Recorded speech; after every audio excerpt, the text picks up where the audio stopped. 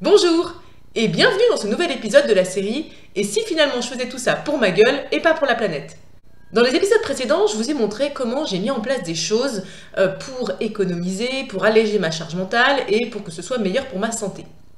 Et aujourd'hui, ce que je veux vous montrer, c'est que finalement, tout ça m'a conduit à avoir une démarche beaucoup plus zéro déchet.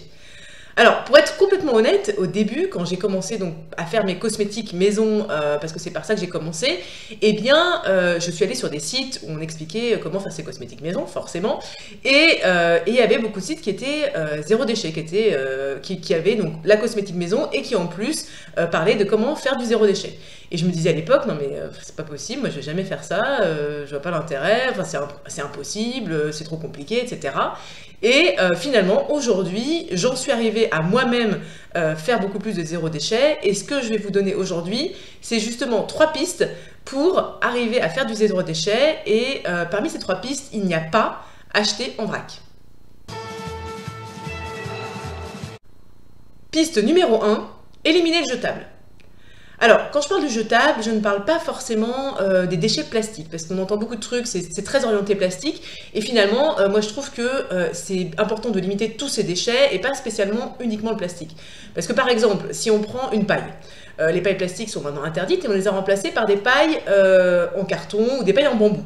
Alors, franchement, c'est quoi l'intérêt? On a utilisé des ressources pour produire la paille. Ensuite, on a utilisé des ressources pour acheminer la paille.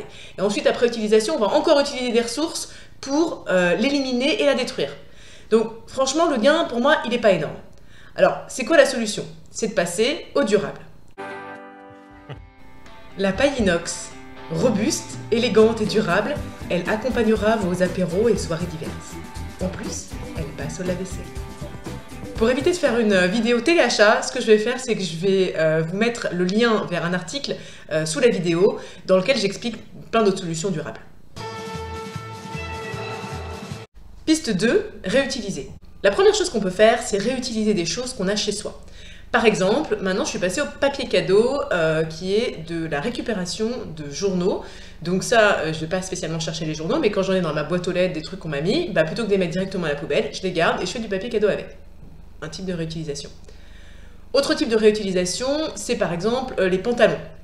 Moi j'ai mon fils qui me fait beaucoup de trous au niveau du genou sur ses pantalons. Donc ce que je fais, c'est que je reprise un petit peu, mais au bout d'un moment, quand j'ai reprisé 3-4 fois, c'est bon, et je passe à autre chose. Donc ce que je fais, c'est que je découpe le pantalon et j'en fais un short. Donc là, c'est un autre moyen de réutiliser quelque chose pour une autre fonction, pas totalement éloignée de la première. Enfin, on peut réutiliser des objets qui ne sont pas à nous.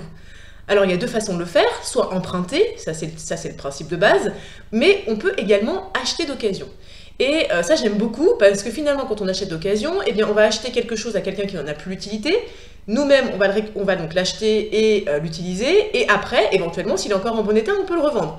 Donc on a en fait tout un principe un peu d'économie circulaire à échelle individuelle. Donc ça j'aime beaucoup et en plus c'est vraiment très économique. La troisième piste, faire maison. Faire maison en cuisine pour limiter ses déchets, c'est surtout éviter d'acheter des choses en petit échantillon ou qui produisent beaucoup de déchets. Par exemple, si on achète des yaourts, les yaourts, chaque yaourt va aller à la poubelle, et donc faire maison ces yaourts, eh bien, ça permet de limiter ses déchets. Il y a d'autres exemples, comme par exemple faire sa pâte brisée ou faire ses biscuits soi-même. Et tout ça, je vais vous mettre les liens vers les recettes dans le descriptif de la vidéo, comme ça vous les aurez. Un autre sujet que j'aime bien, puisque je propose des accompagnements là-dessus, c'est la cosmétique maison minimaliste. C'est vraiment faire ses cosmétiques avec 3 ingrédients de base, l'huile végétale, le gel d'aloe vera et le vinaigre de cidre. Et avec ça, on fait tout. Le dernier exemple de choses fait maison, c'est aussi des cadeaux maison. Ça peut le faire, ou éventuellement des cadeaux zéro déchet. Et là-dessus, c'est pareil, je vais vous mettre le lien vers un article pour vous donner des idées. En conclusion, on a 3 solutions pour réduire ses déchets: éliminer le jetable, réutiliser et faire maison. On se retrouve la semaine prochaine pour le dernier épisode de la série où je vous explique pourquoi finalement j'en suis arrivée là, pourquoi je veux continuer à faire tout ça et pourquoi c'est important pour moi de limiter mes déchets. À la semaine prochaine!